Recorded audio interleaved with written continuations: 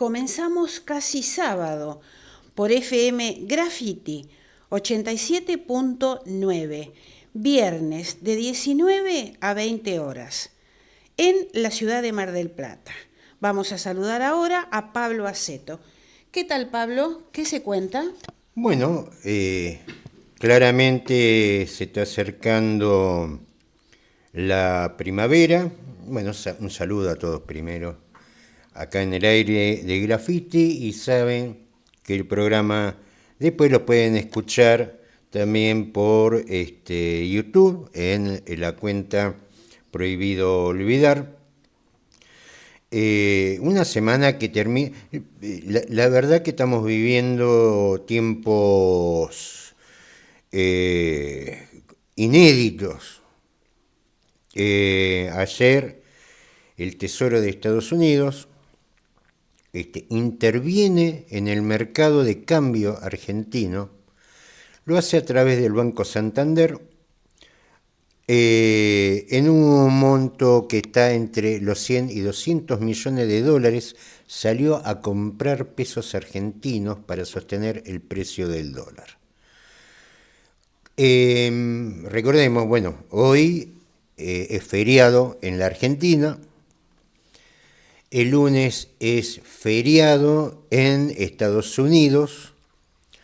Si bien eso no afecta al mercado local, pero sí a lo que son los títulos argentinos y los grandes movimientos de negocio, con lo que se habla de un respiro. Es claro el apoyo norteamericano al gobierno de Milei. Esto no cabe duda. No cabe duda que esto no es parte de un plan. Esto es, nos levantamos a ver qué hacemos cada día. Sí, Pablo, todas improvisaciones. Todas improvisaciones que también repercute también en Estados Unidos. Recordemos que Estados Unidos, el gobierno está cerrado ya hace varios días.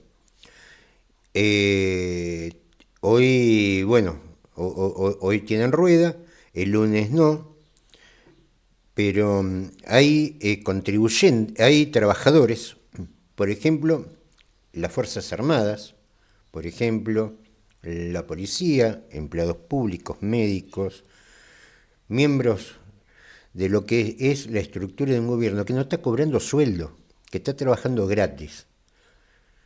En el caso de los esenciales, en los otros están en la casa. Eso significa el gobierno cerrado. Y esta maniobra que lleva adelante Bessent, el presidente el secretario del Tesoro norteamericano, Scott Bessent, ya empezó a salir a dar explicaciones de qué se trata todo esto. Porque, a ver, la gente de Milei está muy contenta de que recibe plata prestada. A un día va a haber que devolverla esto, ¿no? Pablo, ¿a cambio de qué es esta ayuda? ¿Qué le tiene que dar la Argentina, regalar la Argentina? Yo voy a ser muy cruel con esto. Ya no hay nada que regalar.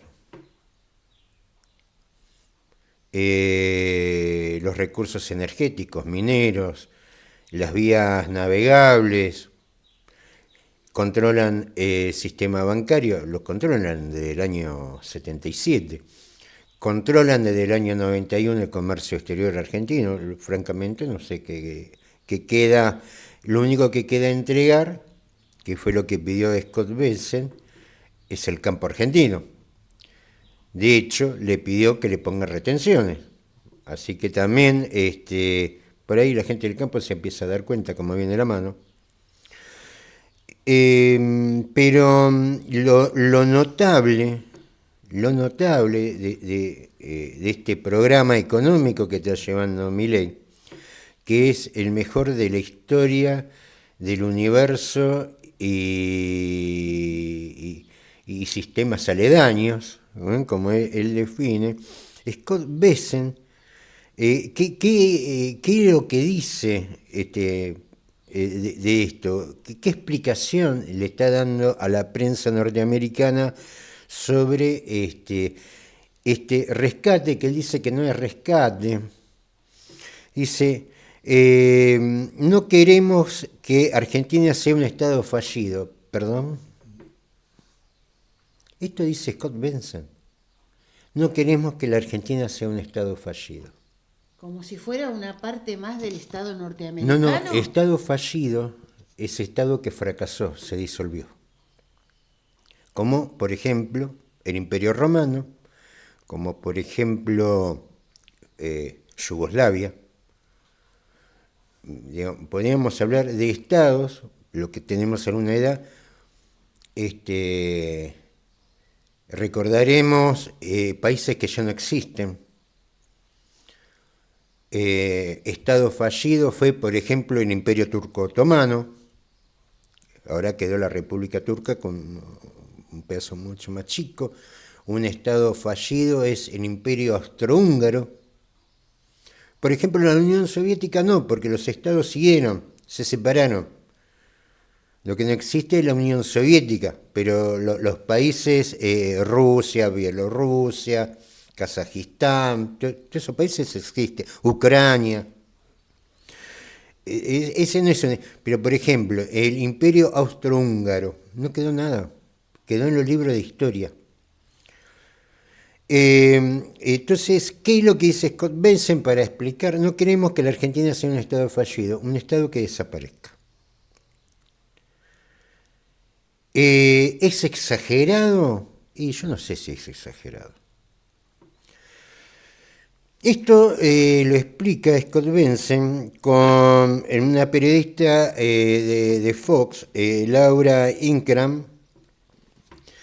Hay videos de la nota con subtítulos, pero la verdad que este rescate y hablar de Estado fallido no está como generando mucha tranquilidad. ¿Por qué? Porque por un lado sí, evidentemente, el equipo de Trump, de la misma forma que el presidente anterior de Estados Unidos ponía plata en Ucrania, en este caso pondrían acá mucho menos, estamos hablando de 100 y 200 millones que lo hizo a través del Banco Santander y de un swap. Un swap no es un préstamo, un swap es otra cosa que técnicamente está vinculado a lo que es el comercio exterior. Es como tener un jarrón de la dinastía Ming en tu casa y sí, te viste, está lindo, pero no lo puedes usar porque se te llega a caer ese y te tienen que matar. Esto explica, dice, ¿cuál es la frase de Scott Bessent? ¿Querés ver que estamos disparando a botes en Venezuela? No queremos un Estado fallido. Esto es lo que afirma en la entrevista. Esto, la verdad, no es porque lo diga Scott Benson, en cierta forma está describiendo una situación que no es para nada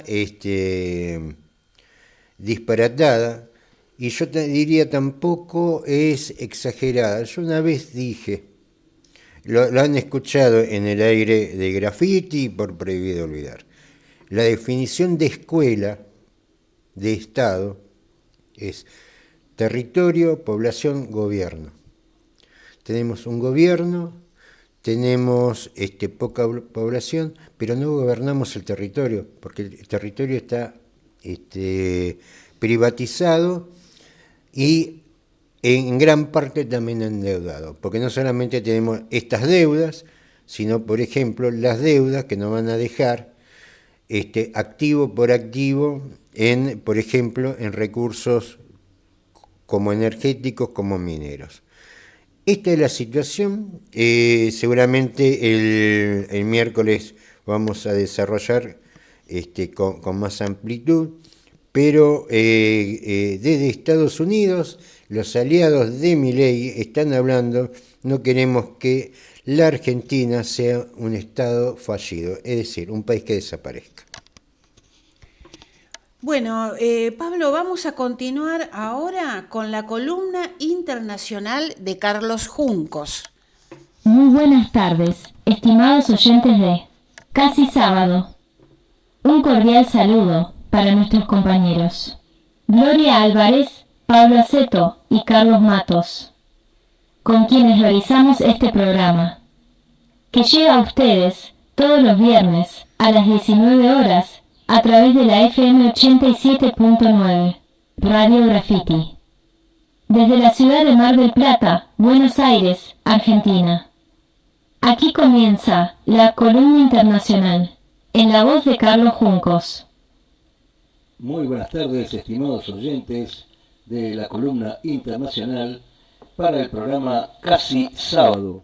Sean todos muy bienvenidos a esta nueva entrega y vamos a hablar un poquito de nuestra ciudad, como hacemos habitualmente, que viene teniendo días interesantes, lindos, abiertos de sol, con un clima y un calorcito bastante lindo.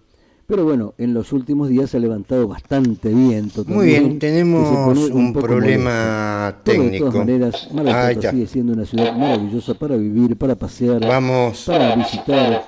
Es un lugar increíble con esta costa atlántica bellísima que tenemos la fortuna de disfrutar todos los días. Ahora sí, entonces pasaremos a las noticias internacionales que tenemos reservadas para ustedes y que a continuación nos presentará nuestra querida Inaya, que nos hará un pequeño resumen de las noticias internacionales más relevantes de esta semana. Así que cuando quieras, Inaya, adelante. El punto central fue el acuerdo de la primera fase del Plan de Paz para Gaza, impulsado por Estados Unidos, que busca un alto el fuego y la liberación de unos 20 rehenes por parte de Hamás a cambio de presos palestinos y una retirada parcial de tropas israelíes, pendiente de la aprobación del gabinete israelí. En Francia se intensificó la crisis política con la renuncia del primer ministro Sébastien Lecornu, y el presidente Emmanuel Macron anunció que nombrará un nuevo primer ministro en las próximas 48 horas. En el ámbito cultural, el escritor húngaro László Krasznahorkai ganó el Premio Nobel de Literatura 2025 por su obra cautivadora y visionaria que, en medio del terror apocalíptico, reafirma el poder del arte. Qué interesante esta última noticia, la de entrega del Premio Nobel de Literatura. Y ya que vamos a arrancar la semana con esto, o vamos a terminar la semana con esto, terminémosla con algo más o menos interesante. Contame algo acerca de este nuevo Premio Nobel de Literatura. El Premio Nobel 2025 ha sido otorgado al escritor húngaro László Krasznahorkai. Aquí tiene un resumen de la información más relevante sobre el galardón y el autor. El galardón. Ganador. László Krasznahorkai, Hungría, nacido en 1954. Motivación del jurado. La Academia Sueca lo distinguió por su obra cautivadora y visionaria que, en medio del terror apocalíptico, reafirma el poder del arte. Fecha de anuncio. Jueves, 9 de octubre de 2025. Estilo y temática del autor. Krasznahorkai es considerado un autor de culto a nivel internacional, frecuentemente comparado con escritores como Franz Kafka y Thomas Bernhard. Estilo de prosa. Es conocido por su estilo exigente y único, caracterizado por el uso de frases extremadamente largas y complejas, a veces capítulos enteros en un solo párrafo, creando una sintaxis sinuosa y fluida que busca capturar el torrente del pensamiento humano. Temas. Su obra está marcada por una visión apocalíptica, distópica y melancólica de la realidad. Explora el fracaso, la traición, el colapso del orden social y la condición humana en un mundo en ruinas, al mismo tiempo que intenta encontrar la belleza y el consuelo en el arte. Él mismo se ha definido como el escritor del fracaso, influencias y colaboraciones. Es un gran admirador de Franz Kafka. Además, gran parte de su obra ha sido llevada al cine por su amigo y director húngaro Béla Tarr. Obras destacadas, traducidas al español. Tango satánico, Satán Tango, 1985. Su primera novela y una de las más reconocidas, ambientada en un pueblo húngaro abandonado y marcada por la decepción y la traición. Fue adaptada al cine en 1994 por Béla Tarr. Melancolía de la Resistencia, Hace Yenayas Melancoliaja, 1989. Una novela surrealista y misteriosa sobre extraños sucesos en una pequeña ciudad en invierno. También fue llevada al cine. Guerra y Guerra, Aboru es Aboru, una obra que confirma su mirada apocalíptica, enfocada en la insignificancia del individuo ante la historia. Sellovo descendió a la tierra. Sellovo harto talent. Refleja su interés por la cultura y el arte de China y Japón, y la conexión entre la creación artística y la redención. El barón Benkaim regresa a casa. Barón Benkaim Hassad con acento agudo R, 2016. Su novela más reciente, que narra el regreso de un varón exiliado a su ciudad natal. Como siempre, excelente tu explicación, Inaya. Muchas gracias por esta información de este excelente autor, que bueno, tendremos que ponernos a leerlo porque yo desconozco plenamente sus obras, pero bueno, en cualquier momento lo conseguiremos y empezaremos a ver por qué recibió el premio Nobel este muchacho. Por otro lado, me gustaría saber qué ha pasado en América Latina. ¿Tenés alguna información al respecto? América Latina ha sido marcada por la crisis de seguridad en Ecuador, donde el presidente Daniel Noboa sufrió un presunto intento de asesinato al ser atacada su caravana en medio de un paro nacional impulsado por el movimiento indígena. Además, en Argentina, un brutal triple feminicidio vinculado al narcotráfico en Florencio Varela generó masivas protestas. Se mantienen las tensiones en Venezuela con el gobierno de Nicolás Maduro y la oposición, mientras que en Bolivia, la Unión Europea desplegó observadores ante las elecciones en segunda vuelta. Sí, sobre este último tema quería hablar un poco también. Había pensado ya en pasar esta información sobre las elecciones en Bolivia, que si mal no recuerdo ya hace la segunda vuelta, es ahora en este mes. Así que bueno, contame un poco qué está pasando en Bolivia. Yo sé positivamente que los compañeros del MAS han retrocedido después de 20 años en el gobierno, pero bueno, veamos cómo está la situación actualmente. Contame algo de eso. La elección presidencial en Bolivia se dirige a una segunda vuelta, balotaje, el 19 de octubre de 2025. Los principales puntos de este proceso electoral son: candidatos en el balotaje. Los dos candidatos que se enfrentarán son Rodrigo Paz Pereira, Partido Demócrata Cristiano, PDC, que obtuvo el primer lugar en la primera vuelta con el 32.06% de los votos, y el expresidente Jorge Tuto Quiroga, Alianza Libre, que quedó en segundo lugar con el 26.70%. Declive del MAS. La primera vuelta marcó el fin de la hegemonía del movimiento al socialismo MAS, después de casi 2 décadas de dominio. El candidato oficialista, Eduardo del Castillo, quedó en tercer lugar y el voto nulo, promovido por el inhabilitado expresidente Evo Morales, alcanzó un alto porcentaje, 19.87%. Apoyos y alianzas. El empresario Samuel Doria Medina, que quedó tercero, ya ha oficializado su apoyo a Rodrigo Paz Pereira para el balotaje. La conformación de alianzas para la segunda vuelta es clave, y se debate la posibilidad de un gobierno sin mayoría en el legislativo, lo que requeriría pactos interpartidarios. Observación internacional. La Unión Europea, UE, ha desplegado autores para monitorear el balotaje, destacando la tranquilidad y la vocación democrática del proceso. Coyuntura política. El escenario político está altamente fragmentado y se lleva a cabo en medio de una aguda crisis económica. Bueno, como siempre, excelente tu colaboración, Inaya. Te agradezco mucho y nos encontraremos en el próximo programa con vos.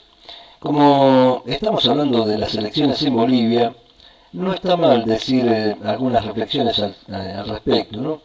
Como este giro que está cambiando en toda América Latina, en general termina desviándose a partir de la resistencia a lo que ya está, o lo que estaba, ¿no? Y en este caso el papel lamentable que ha jugado Evo Morales, un líder que en algún momento creí realmente muy importante para América Latina, pero que bueno, terminó como muchos, ¿no? Perdiéndose en los vericuetos del poder. Parece que hay una patología en esta cuestión, obviamente, ¿no? Tiene que ver con toda la política internacional. La política se ha ido desvirtuando en la medida en que los políticos se han profesionalizado y se vuelven dueños de ese espacio. Y bueno, lo único que saben es rosquear.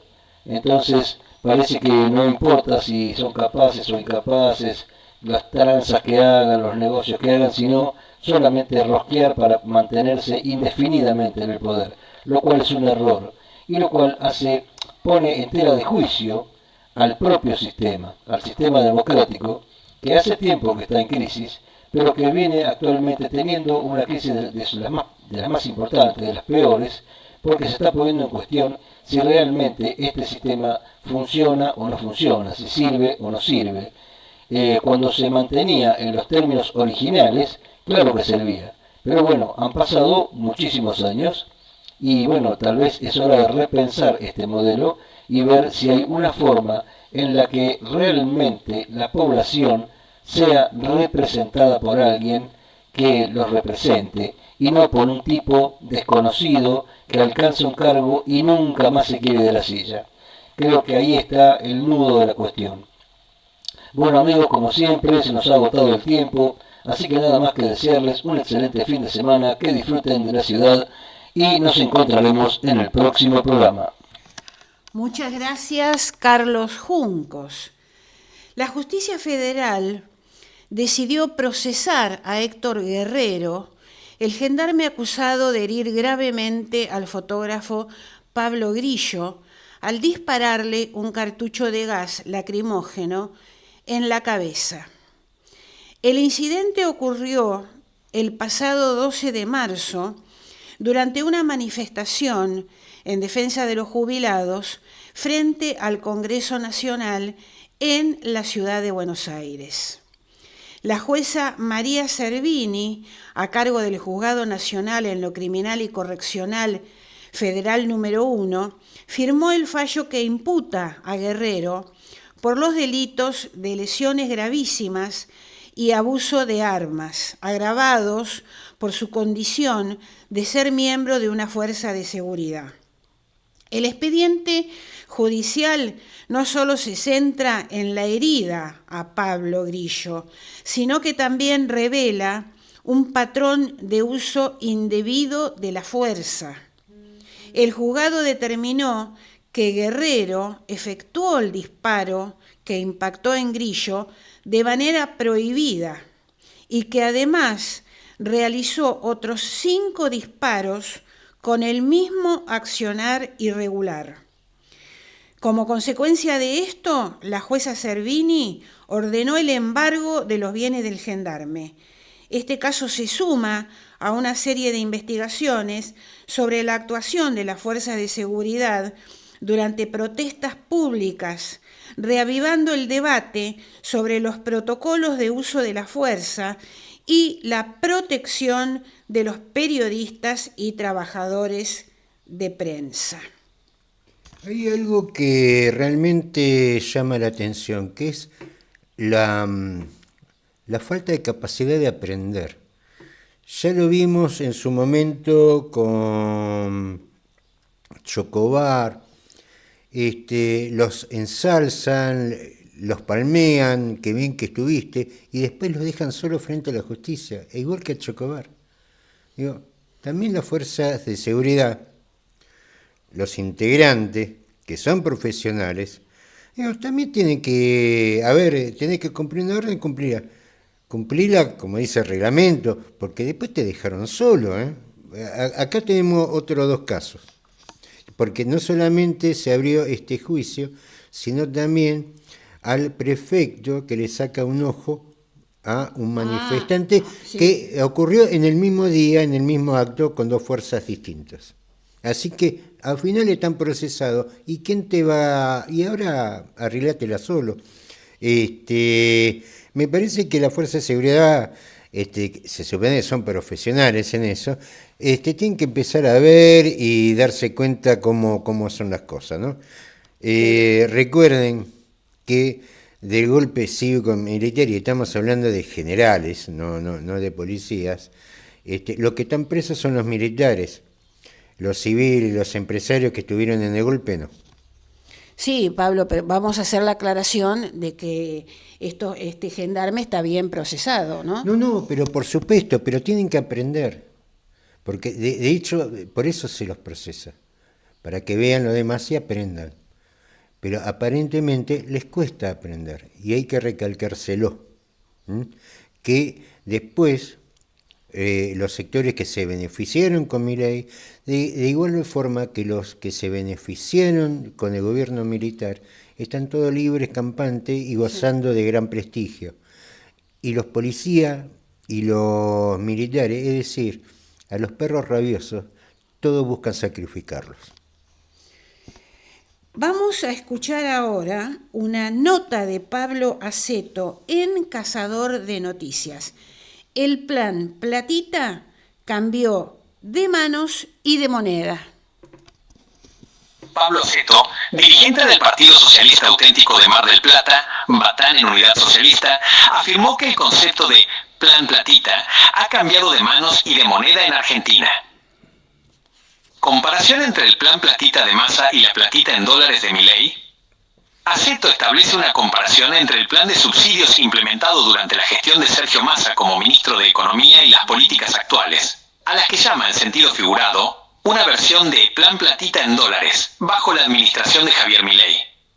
El Plan Platita de Massa, en pesos. Naturaleza, serie de subsidios en pesos dirigidos a diversos sectores, empresariales, jubilados y sectores postergados. Alcance, amplio, llegó a todos de una forma u otra. Efecto, le sirvió a la gente para capear la situación y fue visto como una acción económica de corto plazo, aunque la platita a la gente no le venía nada mal. Financiamiento, se financiaba con emisión monetaria. La platita en dólares de Milei, naturaleza. Se manifiesta a través de políticas de apertura selectiva y liberalización que benefician a un segmento de la población, aunque no sea un plan platita explícito. Alcance, reducido, beneficia a quienes pueden acceder a dólares, ahorrar y viajar al exterior. Efecto, los viajes al exterior se duplicaron, generando una fuga de divisas por turismo y servicios. El informe de agosto estima un déficit de 7.600 millones de dólares en la balanza de servicios, impulsado por el turismo emisivo, argentinos viajando. Financiamiento. Se financia con reservas o endeudamiento, a diferencia del plan de Massa. La crítica central, desbalance de prioridades e injusticia distributiva. La principal crítica de Aceto se centra en el uso de dólares escasos para lo que considera fines no prioritarios y la injusticia distributiva que esto implica. Fuga de divisas. Esos dólares que salen del país no vuelven en la misma proporción y son consumos privados de un sector que puede permitirse viajar, mientras que otros no acceden a necesidades básicas. Lujo vs necesidad. El turismo emisivo se ve como un lujo, y en un país sin reservas implica una transferencia regresiva de recursos, ya que el Estado habilita indirectamente el uso de dólares escasos para este fin. Desbalance de prioridades. Los 7.600 millones de dólares del déficit por turismo son mayores que los 6.600 millones de dólares que se necesitan para renovar el sistema eléctrico nacional, incluyendo líneas de alta tensión, una inversión clave para evitar apagones, integrar renovables y sostener el crecimiento. Ajuste inequitativo. Aceto concluye que el ajuste actual no es equitativo. Se recortan partidas sensibles como salud, discapacidad, jubilaciones mínimas, medicamentos oncológicos y tratamientos crónicos, mientras que, simultáneamente, se habilita sin restricciones el uso de dólares para consumos personales en el exterior. Esto, para el dirigente, marca un reordenamiento donde ajustan los de abajo, mientras los de arriba acceden al privilegio del dólar libre. La justicia allana la casa de Esper por sus vínculos con Fred Machado. Tras el aval de la Cámara de Diputados, la justicia avanza con las medidas contra el economista y también allana su despacho. La Justicia Federal de San Isidro allanaba este jueves la casa de José Luis Esper en Bécar, en el marco de la causa por sus vínculos con el presunto narco Fred Machado. La medida se llevó a cabo el día después de que la Cámara de Diputados aprobó por unanimidad la habilitación para que el juez de San Isidro, Lino Mirabelli, avance con las medidas de prueba contra Esper. Los funcionarios judiciales llegaron ese mediodía a la casa de Esper, que les abrió la puerta y los recibió saludándolos uno por uno. El economista estaba acompañado por sus abogados. La justicia también estaba requisando el despacho de Esper en Diputados, que desde anoche tenía una faja de prevención. Diputados aprobó por unanimidad permitirle a la justicia que avance contra Esper. El día martes, el fiscal federal de San Isidro, Fernando Domínguez, imputó a Esper por presunto lavado de dinero por los $200.000 que le pagó Fred Machado. Bien, vamos ahora a escuchar la columna de Carlos Matos. Bastón blanco de seguridad, signo de dignidad e independencia. Nuevamente casi sábado. Hola Gloria, ¿cómo estás Pablo? ¿Qué tal Carlos? La semana que viene hay una celebración muy importante a la que convoca la Escuela para Ciegos y Disminuidos Visuales número 504.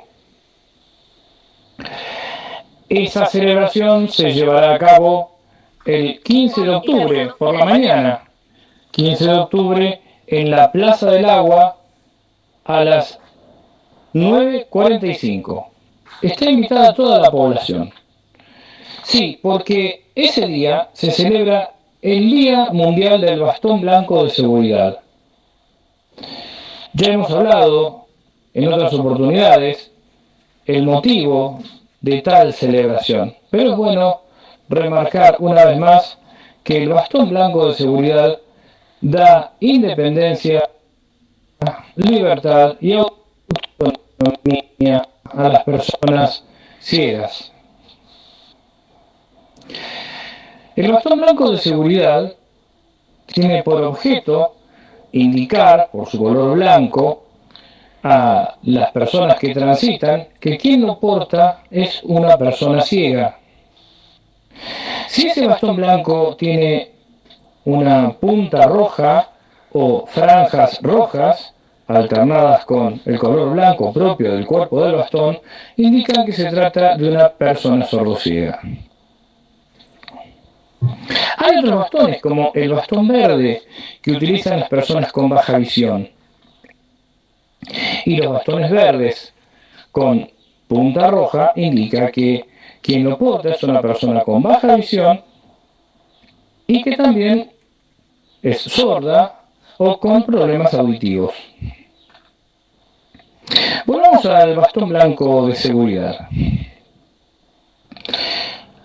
Las personas ciegas y con baja visión, nuestros familiares y amigos, siempre se consustancian con nosotros en esta celebración, porque desde el momento que cada uno de nosotros toma por primera vez en su mano el bastón, ya empieza a saborear la libertad futura, y por qué no decirlo también presente.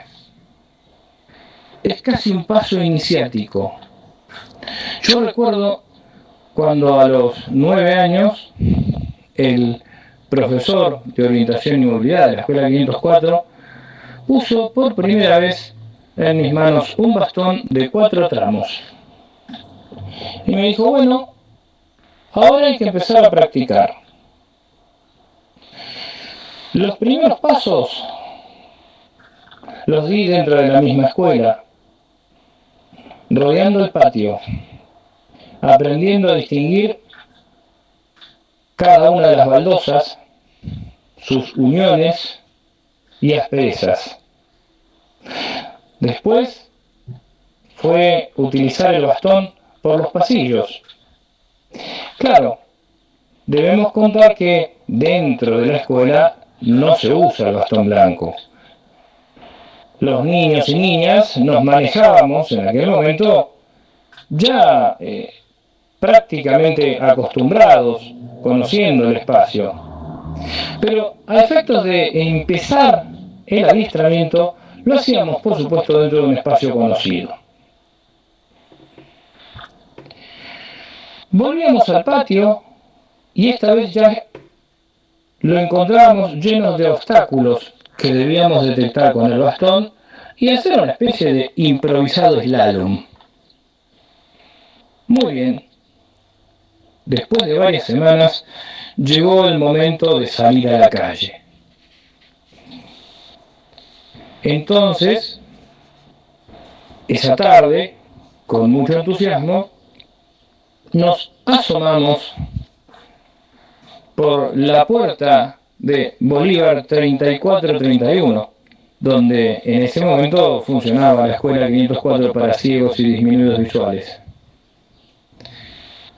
Debíamos caminar hacia la izquierda, por la calle Bolívar, llegar a Jujuy y por Jujuy llegar hasta la calle Moreno, luego volver. Era toda una aventura. Sí, el profesor caminaba varios metros por detrás y nos iba controlando. Nos encontramos con veredas ásperas, lisas, raíces de árboles, con alguna moto atravesada. Era un anticipo de la vida real. Ya a los 10 años empezamos a caminar algunas manzanas más allá. Nos aventurábamos hasta la calle Belgrano. Y entonces, una vez ubicados en la esquina de Belgrano y Jujuy, cruzábamos Jujuy para tomarnos un cafecito junto con el profesor en un lugar que se llamaba La Taberna. Ya a los 11 años empezamos a practicar el recorrido de algunos colectivos. Y así, con este testimonio, que también es igual, o por lo menos parecido, a muchos otros testimonios, quiero compartir de qué manera fuimos ganando la libertad, la independencia y la autonomía. Se han escrito muchas poesías acerca del bastón blanco,